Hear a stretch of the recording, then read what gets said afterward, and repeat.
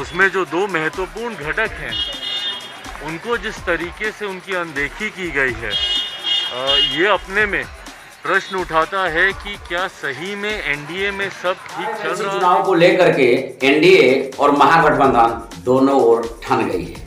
पक्ष और विपक्ष, कांग्रेस और राजद में ठन गई है, वो लोग भी अलग अलग चुनाव लड़ रहे हैं। और दूसरी तरफ जो चार पार्टी की सरकार जो बिहार में एनडीए गठबंधन है जो सरकार चला रही है, इन लोगों में भी अब ठन गया है।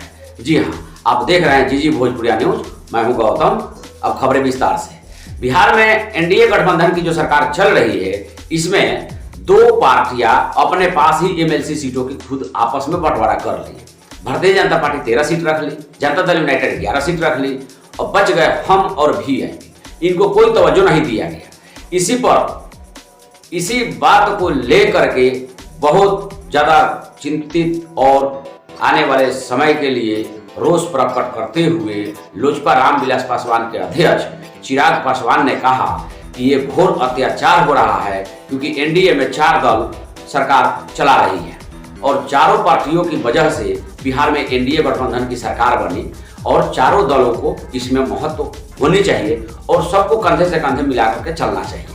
ये नहीं कि कोई बड़ा दल है और कोई छोटा दल है तो बड़े वाले अपने पास ही रख ले। और अक्सर कहा भी जाता है कि बड़ी मछलियां छोटी मछलियों को नहीं छोड़ती हैं। वही मकसद बिहार में चल रहा है। आइए चिराग पासवान ने क्या कहा, हम लोग स्वयं देखते हैं।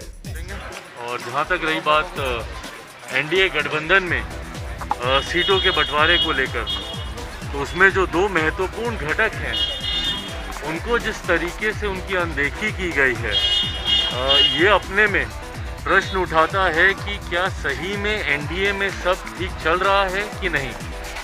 साथ ही में जिन घटक दलों को सीटें मिली भी हैं, हमेशा से 50-50 का फॉर्मूला मौजूदा मुख्यमंत्री नीतीश कुमार जी गठबंधन में चाहते थे, पर उस 50-50 के फॉर्मूले के बावजूद अगर मुख्यमंत्री नीतीश कुमार जी को झुकना पड़ा है और जहां पर उनको 50% सीटें उनको नहीं दी गई हैं, एक तरफ 11 और एक तरफ 13, तो ये अपने में दिखाता है कि इस वर्चस्व की लड़ाई में मौजूदा मुख्यमंत्री नीतीश कुमार जी और उनकी पार्टी अब छूटती जा रही है और भारतीय जनता पार्टी कहीं ना कहीं अपना वर्चस्व, और जो कि ज़रूरी भी है, हकीकत भी है भैया, एक तीसरे नंबर की पार्टी बार बार अपनी अहमियत को दिखाए और बोले कि हमें 50% सीटें चाहिए, ये उचित भी नहीं है। और जहाँ तक आपने मेरे चाचा जी का जिक्र किया, ये भी दिखाता है कि भैया जब हम लोग साथ में थे और हमारे नेता स्वर्गीय रामविलास पासवान जी, जब हम लोग मिलकर चुनाव हम लोग लड़ते थे, तो उस वक्त हम लोग 4 सीटों पर चुनाव लड़ते थे। मौजूदा परिस्थिति में कहीं ना कहीं उनको भी ये दिखाया गया है, बताया गया है कि भैया एक सीट देकर उस गठबंधन में उनकी क्या पोजीशन है, ये भी उनको दिखाया गया। बहरहाल सीटें पाना ही मुझे नहीं लगता कि किसी गठबंधन का लक्ष्य होना चाहिए। अब उनमें से वो कितनी सीटें कौन जीत पाता है, जनता दल यूनाइटेड या बाकी के घटक दलों को जो सीटें भाजपा के द्वारा दी गई है, उसमें से कौन कितनी सीटें जीत पाता है, ये भी आने वाला समय बताएगा। बट